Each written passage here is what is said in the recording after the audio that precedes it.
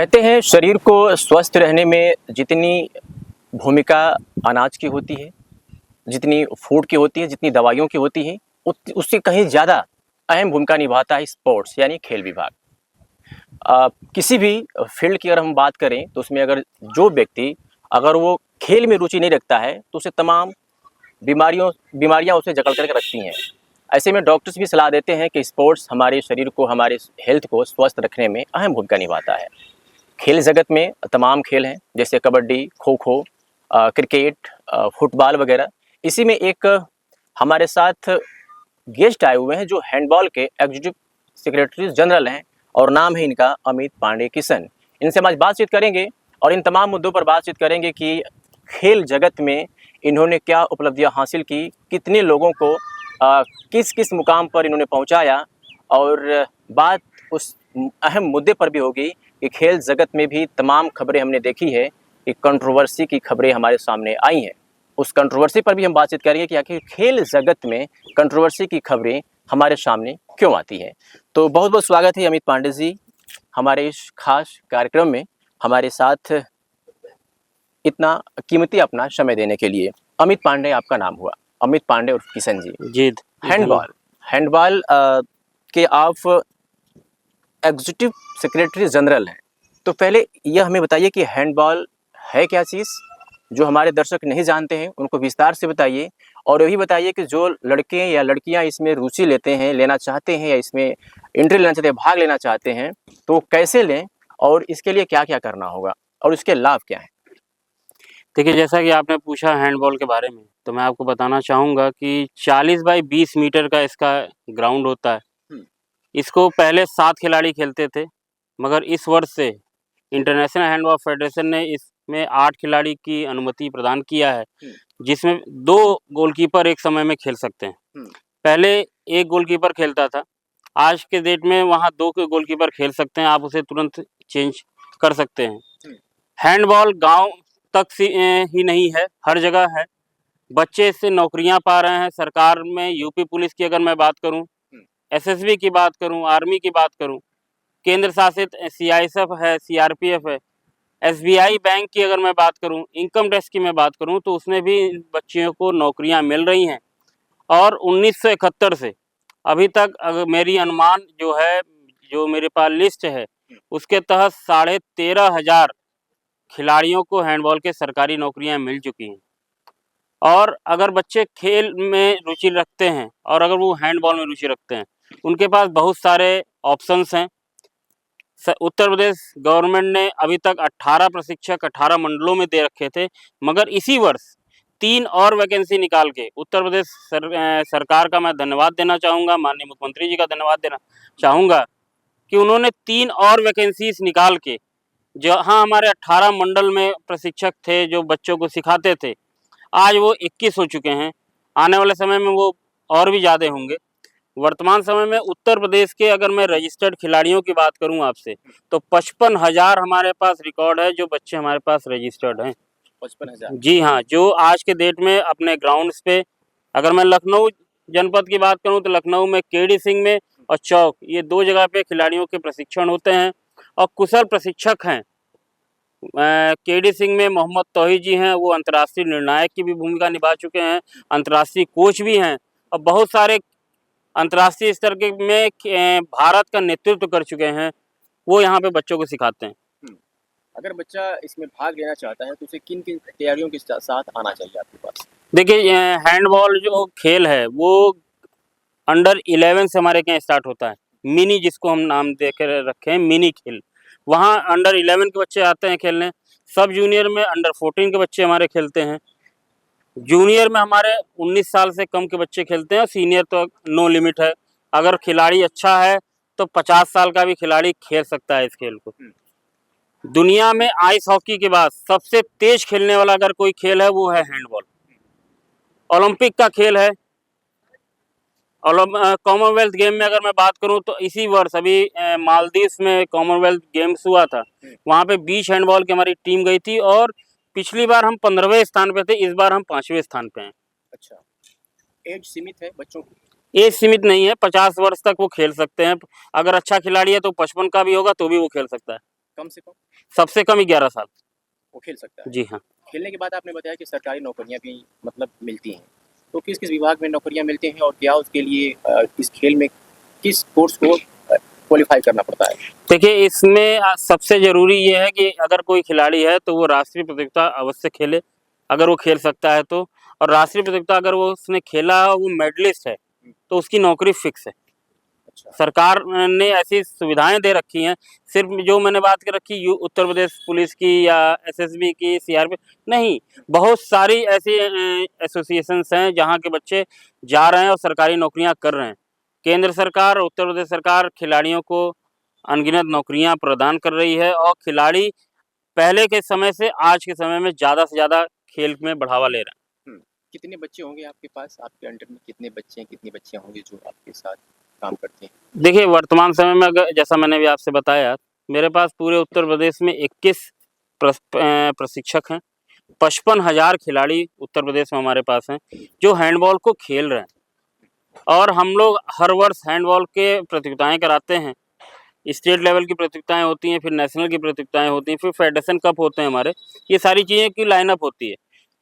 सितंबर महीने से हमारे इवेंट सारे स्टार्ट हो जाते हैं, क्योंकि सितंबर के बाद थोड़ा-सा मौसम ठीक हो जाता है और ये ग्राउंड में खेलने वाला गेम है, इंडोर में खेलने वाला गेम है। और उत्तर प्रदेश में 3-4 जगह ही है जहाँ पे इंडोर ग्राउंड हैंडबॉल के उपलब्ध हैं। जैसे आपके अयोध्या में उपलब्ध है, गोरखपुर में उपलब्ध है, बनारस में उपलब्ध है, लखनऊ में उपलब्ध है। बहुत से ऐसे बच्चे होते हैं जो गरीब परिवार से होते हैं, जिन्हें खेलने का शौक है बट उनके पास पैसे या फाइनेंशियल प्रॉब्लम आ जाती है। उनकी रुचि तो है, उनका जज्बा है कि हम खेलेंगे, देश का नाम रोशन करेंगे, प्रदेश जिले का नाम रोशन करेंगे, मम्मी पापा का नाम रोशन करेंगे, लेकिन फाइनेंशियल प्रॉब्लम उनके पास अक्सर आती है। क्या ऐसे भी बच्चे आते हैं जो ग्रामीण क्षेत्र से जिनके पास फाइनेंशियल प्रॉब्लम होती है? ऐसे कितने बच्चे हैं जिनको आपने फेस किया? देखिए, इसके लिए हमारे पास उत्तर प्रदेश में मान्यता प्राप्त और रजिस्टर्ड, अगर मैं बात करूं, जो मैंने जोर दे रहा हूं, मान्यता प्राप्त और रजिस्टर्ड सिर्फ और सिर्फ एक एकेडमी चलती है हैंडबॉल की, श्यामा हैंडबॉल एकेडमी वाराणसी में, जहां पे वर्तमान समय में 80 खिलाड़ी जो गरीब हैं, जिन्हें पोषण के लिए भोजन की सुविधाएं नहीं है, उन्हें हम वो सारी चीज़ें उपलब्ध कराते हैं। वो बच्चे वहीं रहते हैं, वहीं खेलते हैं और कुशल प्रशिक्षकों को वहाँ रखा गया है। वहाँ फीमेल और मेन दोनों कोच रखे गए हैं, उनके लिए हॉस्टल की सुविधाएं हैं। बच्चों का चयन हम करते हैं, उन्हें वहाँ हम सिखाते हैं और वो आगे चल के स्कूली नेशनल जब होते हैं, स्कूली स्टेट होते हैं या हमारे ओपन स्टेट्स होते हैं, उसमें वो प्रतिभाग करते हैं और अच्छा अपना प्रदर्शन करते हैं। बहुत से ऐसे बच्चे होते हैं जो सिर्फ टाइम पास करने के लिए आते हैं। कैसे समझ पाते हैं कि ये बच्चा खेलने में बेहतर है, ये कुछ करना चाहता है, या फिर ये टाइम पास करने आया हुआ है, मम्मी पापा का पैसा नुकसान करने हुआ? क्या कभी आपने इसमें एनालिसिस किया कि कौन सा बच्चा किस तरीके से, और उसके बाद अगर समझ में आता है कि सामने वाला बच्चा सिर्फ टाइम पास करने आया हुआ है, तो उसे कैसे मैनेज करते हैं आप लोग? देखिए, जैसा टाइम पास की आपने बात रखी, खिलाड़ी अगर खेल में आया है और अगर वो अपने खेल में जैसे उसे प्रशिक्षण दिए जाते हैं, अगर वो उससे भटक के कहीं इधर-उधर की चीज़ों में रहता है, जैसे आज के समय में मोबाइल फ़ोन सबसे खतरनाक चीज़ है, लेकिन हर माँ-बाप बच्चों के हाथ में मोबाइल फ़ोन दे देते हैं। इससे अच्छा मोबाइल फ़ोन से आप उन्हें ग्राउंड से जोड़ दीजिए। अगर वो 2 घंटा ग्राउंड में मेहनत कर रहा है, तो वो अपना विकास अलग सेंस में ले जाएगा। जैसे एक शिक्षा ज़रूरी है, वैसे ही खेल भी ज़रूरी है। आपकी शिक्षा से भी आप अपना विकास कर रहे हैं, अपने खेल से भी अपना विकास कर रहे हैं। देश अलग-अलग लोग बनाते हैं, इंजीनियर बनाते हैं, पॉलिटिकल लोग बनाते हैं, शिक्षा जगत के लोग बनाते हैं।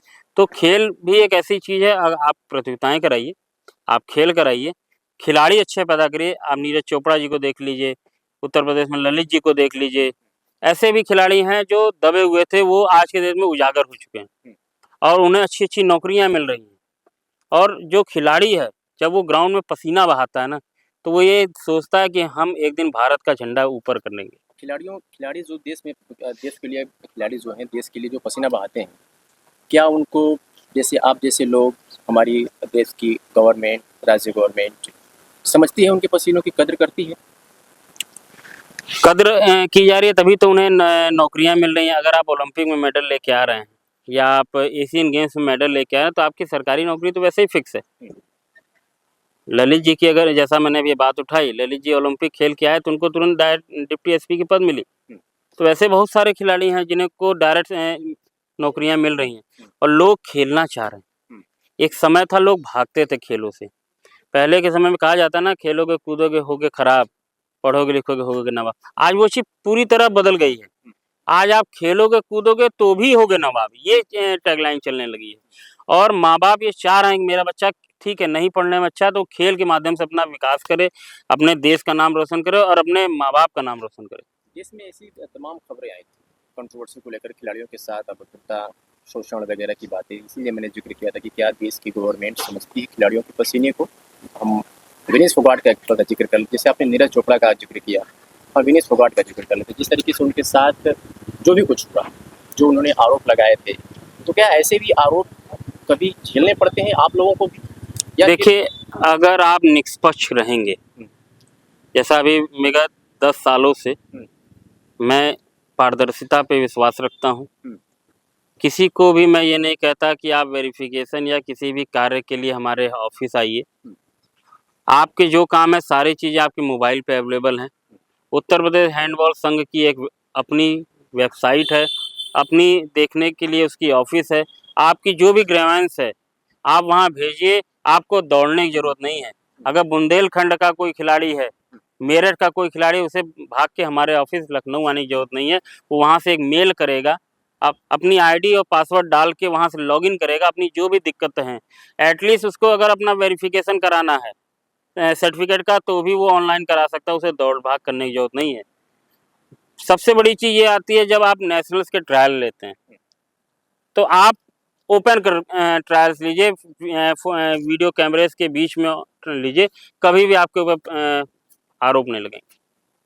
अमित पांडे जी, हमेशा अक्सर अखबारों की सुर्खियां बनती हैं, टीवी चैनलों पर हेडलाइंस बनती हैं कि लड़कियों का शोषण खिलाड़ी खेल जगत में बड़ा होता है। क्या इस बात को आप मानते हैं? जी हाँ, मैं मानता हूँ। आप कुछ ऐसे खेल हैं जहाँ पे शोषण होते हैं, वो गलत है। अगर खिलाड़ी मेहनत कर रहे हैं तो उनको वह मुकाम मिलना चाहिए, जो मुकाम उनके हक का मुकाम है। उनको पीछे करके, बाईपास करके कुछ लोग जो घुसते हैं, वो गलत है और मैं इसका घोर निंदा करता हूँ।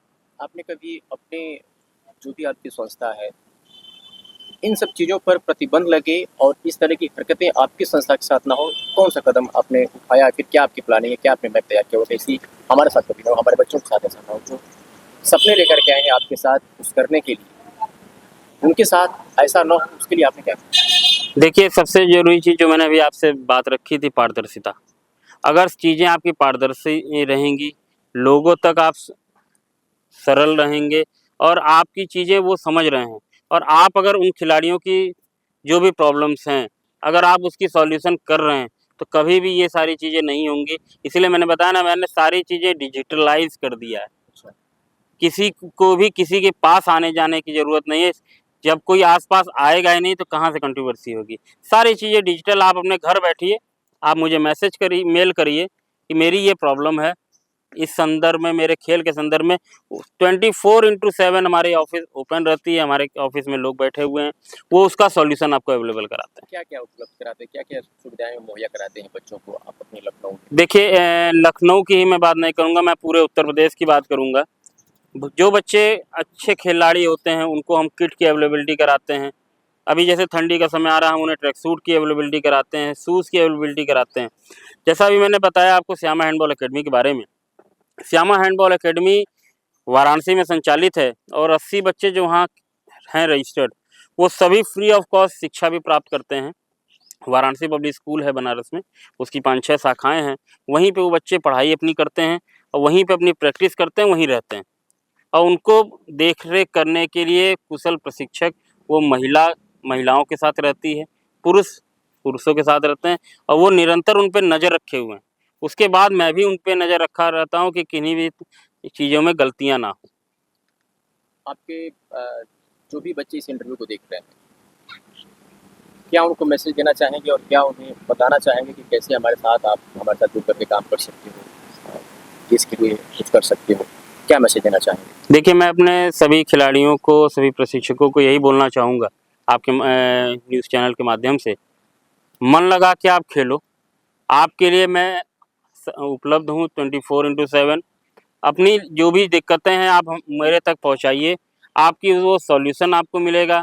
सरकार आपके लिए उपलब्ध है, बहुत सारी योजनाएं हैं जो अभी तक बच्चों को नहीं जानकारी थी। एकलव्य योजना, हर वर्ष हमारे जो गरीब बच्चे हैं जो राष्ट्रीय स्तर पे खेल के आते हैं या फेडरेशन कप खेलते हैं, 50,000 रुपये, 35,000 रुपये, 1 लाख रुपए तक उनको सरकार देती है उनके पोषण के लिए, उनके किट के लिए। उसके बाद हम एसोसिएशन वाले भी उन्हें उपलब्ध कराते हैं। उनकी पढ़ाई में कहीं कोई दिक्कत होती है तो भी हम आपके लिए उपलब्ध हैं। और कोई भी खिलाड़ी अगर अच्छा है, वो राष्ट्रीय स्तर की प्रतियोगिताओं के ओपन ट्रायल में आएगा और अगर वो अच्छा खेलने में होगा तो वो ज़रूर खेलेगा, किसी भी बिना पैरवी के। मेरा सीधे एक लाइन ये है कि पैरवी करके आए हुए सभी खिलाड़ियों को तुरंत बाहर कर दिया जाएगा। अपना कॉन्टैक्ट इन्फो शेयर करना चाहेंगे? मेरे contact Uttar Pradesh handball association के वेबसाइट पे अवेलेबल हैं।